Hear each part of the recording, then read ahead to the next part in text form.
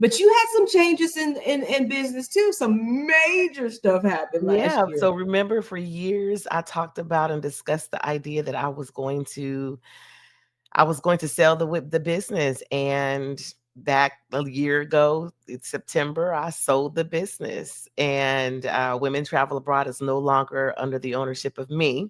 I sold it to a young lady who was in travel and just had a dream and vision of being able to grow a travel business and thought my business was the best business for her and so I sold it.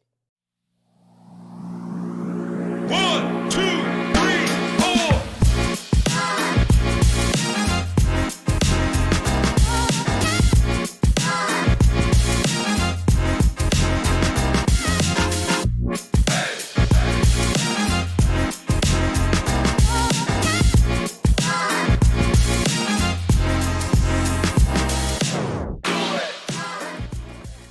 Hi, I'm Michele, I'm Caramel.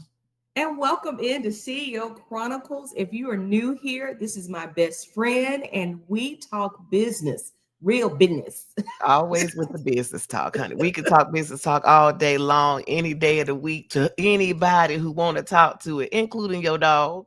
You can, you can get it. And you know what? It's so funny. It's been a minute, but yet we still talk every day. It's funny because we haven't recorded in a while, but we talk business every single day, two, three, four times a day. You know, It's like life has been lifing, and when we're thinking about what business looked like, it wasn't that it was too messy, it was more of a just too busy. I mean, both of us having been in a stage of 7 years in business, 8 years in business, that's huge and really monumental for any business owners out here in any industry.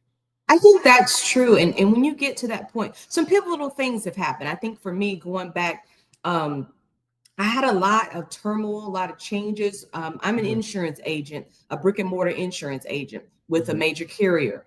And so we had a lot of turmoil, a lot of changes that happened that took me for like a loop that I had to really dig in, had some health issues. Want to talk about that too, because as a business owner, small business owner, when you're the one and something happens to you, how do we continue? What goes on? So had that going on, then trying to decide, should I be pivoting right now? What else should I be doing? Well, we think about the sickness that can happen in a small business, and it's one of the reasons why you always used to say, "I don't want to work in the business. I want to work on the business." Because even on the business, if the leader has a issue, anything health or something that has to take them away from the job, what do you do? Like, do you have someone who could step in and make sure things run properly? I, and that's the big question. And so looking at, how to deal with it, how to work. And for a person like me, I am a go-getter, goal-getter, Sure. top person.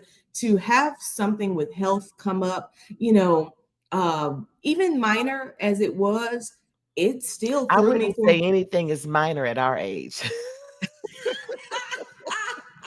Well, reason why I deem it minor, it was not cancer or something like that, because Right. I feel like that's some major stuff. You know what I mean? Sure. Now we thinking different things. But you had some changes in business too. Some major stuff happened last Yeah. year. So remember, for years I talked about and discussed the idea that I was going to sell the business, and back a year ago, it's September, I sold the business, and Women Travel Abroad is no longer under the ownership of me.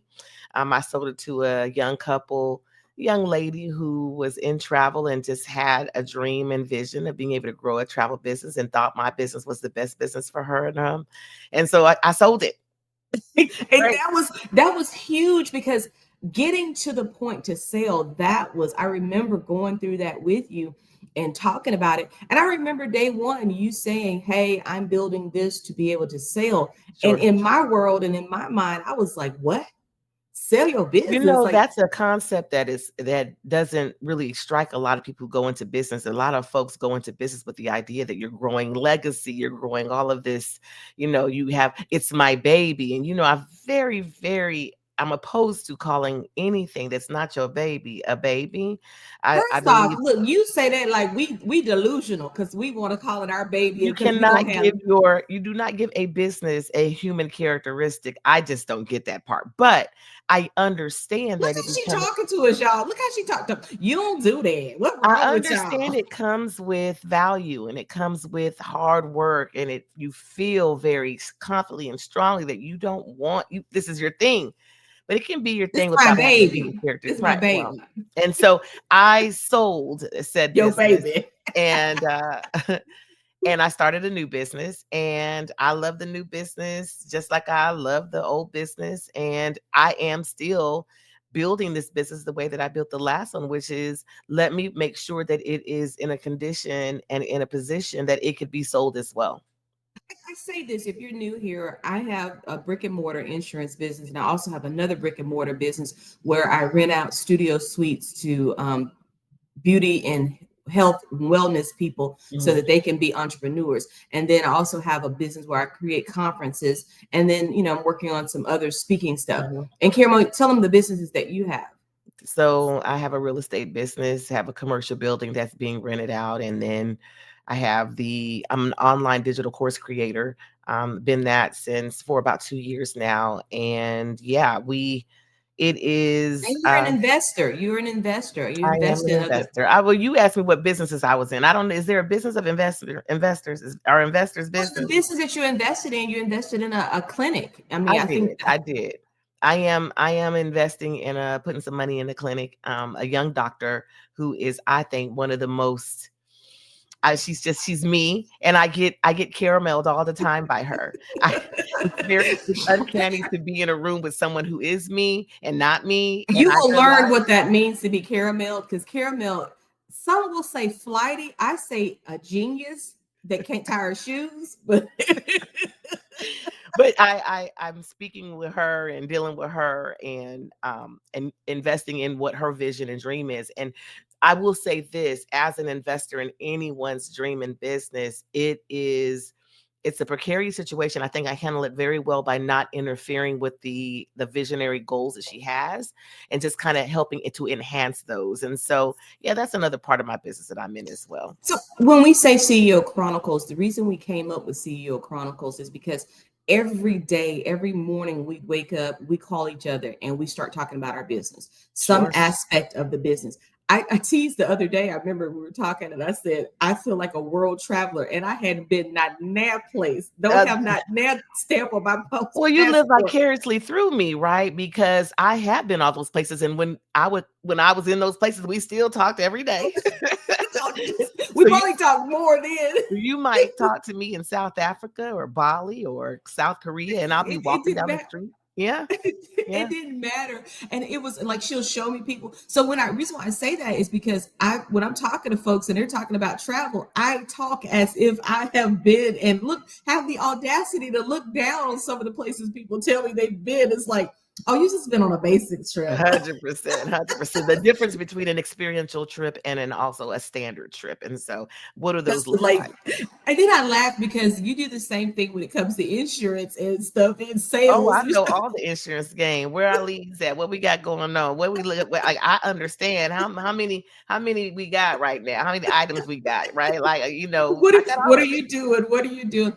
So that is a part of when we talk about CEO Chronicles, and we talk about all aspects of it, cash flowing. Getting ready to produce a conference that's coming up over in that one of the conferences that I produce for other agents.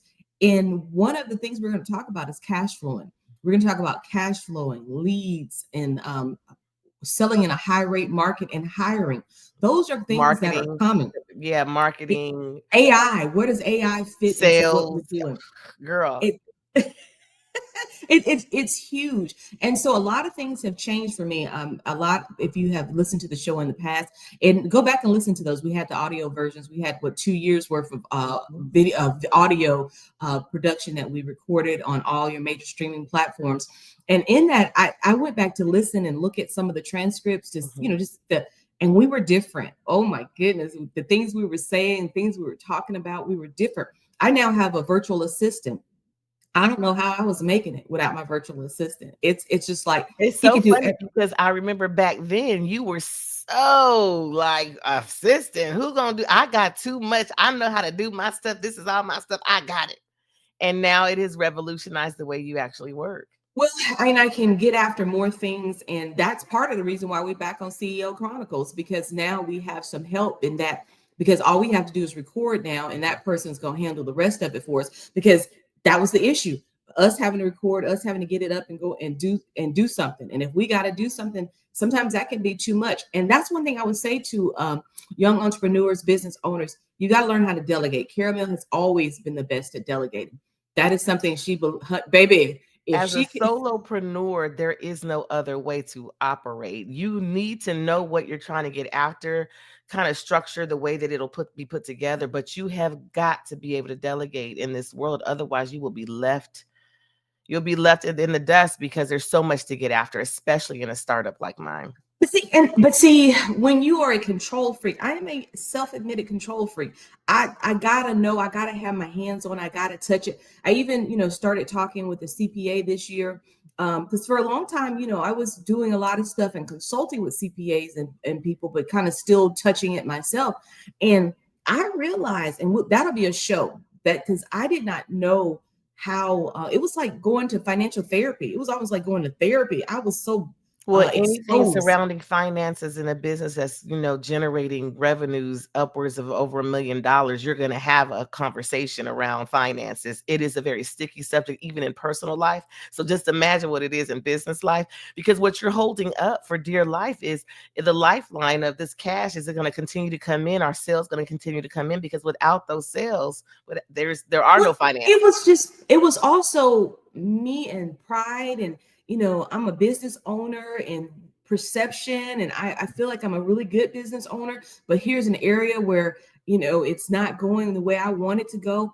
And Sure. so it's just really, oh my goodness, it's just. But then I think about, you know most business owners, if you ask them what is the number one issue, it's going to be cash flow. It's going to be money and cash flow and how to grow their business. So that's what we talk about. Those are the things that we put out there, because that's what we deal with. And it's so funny, at any point in the day we'll start talking about business. A conversation will start out Well, about, what I love about the conversations is it's a wide gamut. It can go to talk about our families, our children. I got a baby girl in college now, and oh, don't say it, don't we didn't say have a it. baby girl in college when we started CEO Chronicles, and she's all the way in Atlanta, and we are excited for her to be in that school. But we're like, that's my boo. And then we talk about our husbands and our spouses and our lives there, and then And that's important to talk about your sure. support system when it comes to, because being a CEO, it affects the entire family, because you have the type of business where you work at different hours. There's no set time that you have to work. And Garner and I work in the business together. We every day we go into the office together. We're empty nesters. Our son is 30, and we're at home together. Then we're in the office together, and we do everything else together. And so what is that like? How is that? But it's what we do, and it works well. I feel like he's my coworker. Like the other day we were in the office and we were just talking about, I was like telling him some stuff like I was talking to a coworker. That I've always told you, I admire you being able to work with him that closely. I don't think McCoy and I could be in the same office and work together like that. Again, no disrespect to him or to me.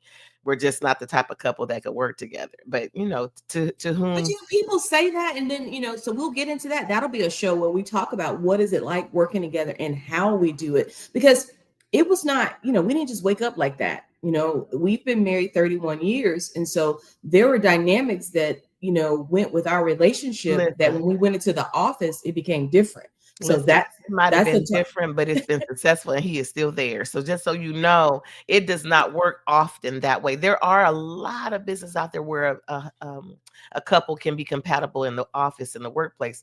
It's not the same for everyone though, right? And so Oh, yeah. And I acknowledge, you helped me realize that sometimes things that I do is not something that she's real good at pointing that out, that Michele, I that's not. just think that when we are having these conversations, I don't want you to be operating in a bubble as if this is just the I'm way. always in the bubble, seems like, when you're talking to me. What is that about? I Am can't I answer bubble that for girl? you. Like, but and you know, the other thing is that's perspective.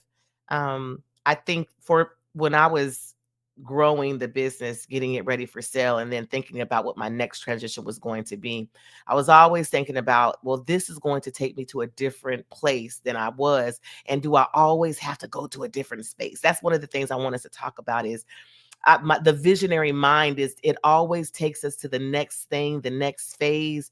And when it does that, how do you handle things that you really need to make sure that your bread and butter stay afloat, but you also want to invest Absolutely. in the future and in the vision, right?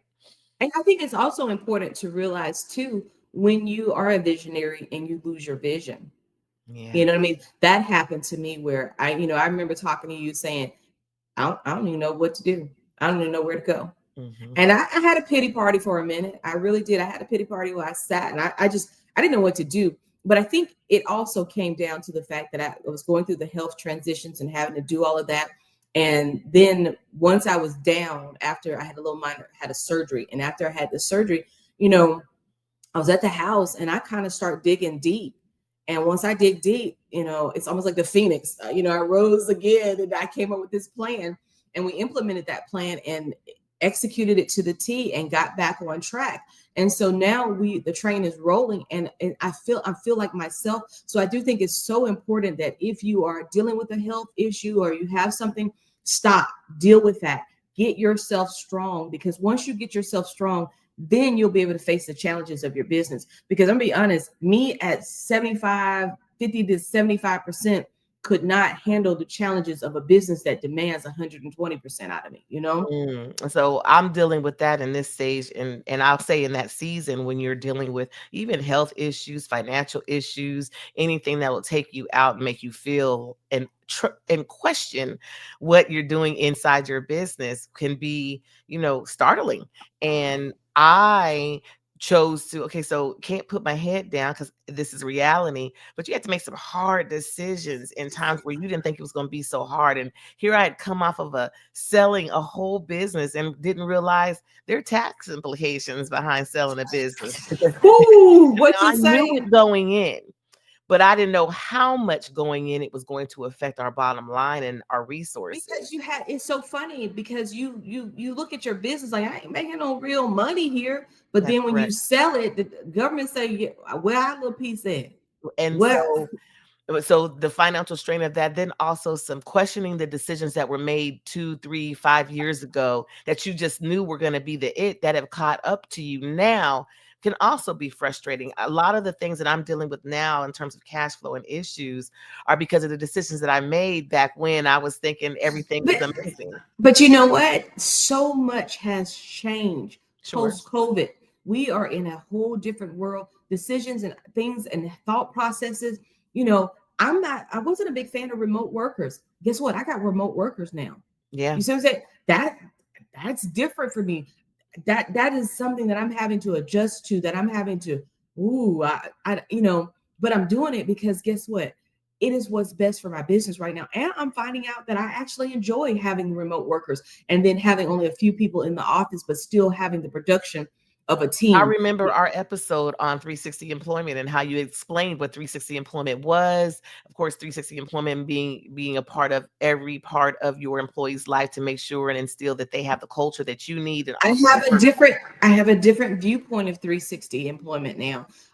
That worked at a time, but with the type of employee that's coming into the office now, or the type of employee that you have now, I don't know if 360 is the best because I feel like when you do 360, people take advantage and the expectation becomes different. When I'm your friend, I expect you to understand more as opposed to when you are a good employer. sure. You know what I mean? When you're a good employer, I appreciate what you permit me to do. But Mhm. when you become my friend, I expect you and I think you should understand far more than I think is fair. And so there again, that's something that I was a wholeheartedly would have preached on. But now I'm like, hey, I want to know enough about you. And then the rest of it, I want you to work and do what Mhm. you're being paid to do. And I Mhm. hate corporate America, people give it, oh, it's so, they don't care about you. I see why they don't care. Because guess what? caring costs a lot of money. It feels like you're a little jaded in that area right now. I don't think I've ever seen that come out that way when we Well, talk about that. I care about people, but what I've learned is that people only care about you as much as you care about what they got going on. You Mm, understand? And so when it's time for them to look at you, do for you, because I guess in 360 I became friends too and started expecting certain things. So you understand what I'm saying? I But do. then the line was still on their side as employer, but when I was doing for them, we friends. You know what So, I'm saying? I have employees and had employees at WTA and contractors, and now it started with this new business with an employee, paid her a lot of money. And as much as I love her to death and did all the things, I had to let her go because she was not a part of what the future of the business was going to look like. And not that she was a bad person, but she was not a revenue generating employee, which And which people caused have stress. to understand when you are a small business, when it's time to cut expenses, whatever's not revenue producing, that's the first to go. That's correct. When we trying to, I think when a ship is going down, you start throwing stuff overboard so you can stay afloat. Well, guess what? Non-revenue producing. So if you have a business and you start looking at stuff, Miss Mamie, you might love Miss Mamie, and all the customers love Miss Mamie, but does Miss Mamie generate dollars? Well, You know, the other part of that is even in dollar generation, it got to it directly affects your bottom line. It's not even just that, it can be expenses as well. So outside of employees getting rid of, one of those, a key employee, I had to also restructure the way that I did any of my vendors that I hired. So I had an ads manager. I was given $5,500 a month. You're gone. Let me figure out how to run my ads myself. Revolutionize my business. and that's about working on and working in. Sure. One thing I've learned now, if I in hindsight 2020 going back, I would tell somebody to know exactly how every aspect of your business runs. So when you hire it out, you know what the expectation is and what you're getting for your money. What is the bang for the buck that you're getting? Because see, you could be paying somebody to do something and they could be doing smoke and mirrors for you and they not Well, doing. that can happen, and I don't believe that this was smoke and mirrors. In this situation that I was dealing with, that ads manager, they were doing exactly what I was paying them to do, and it looked really good. It was looking really good, and it was good for a while. But as it got further and further down the line, and the market was changing, and Meta was changing, and all of the things were changing in terms of what I was doing and running ads, it became more apparent that my return on ad spend, my investment, it wasn't worth the squeeze. And so I had to cut back. And Like, we'll talk more about that. We'll do a show on that and yeah, talk specifically about that kind of stuff. You know, just trying to give everybody a preview that, hey, we're back and we're going to be having these conversations sure. and things have changed. And if it's something you want to talk about, please chat it and let us know. Because listen, we don't know everything, but we know a lot of things. Well, I know a little something about a lot of things. That's what it is. Exactly. You know, what they say, master of none, but what is that? Jack of all trades, master of none. Yes, thank you, Sashi. But I don't like when you do the Oprah voice on me, you know. Oprah voice. How did that happen? I just said the theme. Jack of all I can do trades, it. Jack of all master of trades and a none. master of none. Was that what So you wanted to take it back to the radio days? Is that what we doing? exactly. As Michele Coley here. I love it. So, you know, that's what it's all about. CEO Chronicles. I get great joy about doing this. I'm glad that we're back and hopefully that things are going to be consistent now because we have our boo. I call him boo. My VA, I call him boo. It's not consistency, though. I think it was more of now we have bandwidth. It's bigger than that. We were Yeah. consistent as heck when we were doing it back then, but bandwidth was the issue. And neither one of us had enough time to get in here and cut all of the things. And the person we were using at that time only did the audio. They couldn't do the video. We couldn't find anyone else. And so it was like, all right, I And want it's this, but and I then have to wait. the podcast jumped. It got into a shift where people started doing video, and it's Sure. like we were like, "Oh, we did some video." You go to our channel, you'll see on our channel some of the previous videos that we did. Mhm. But you know, now we're like, "Okay, hey, we're ready to do this. We've got a plan, and I'm looking forward to it." Because, best friend, I love talking business with you. I love talking business with you too. Have a good day. Love you. Love you too.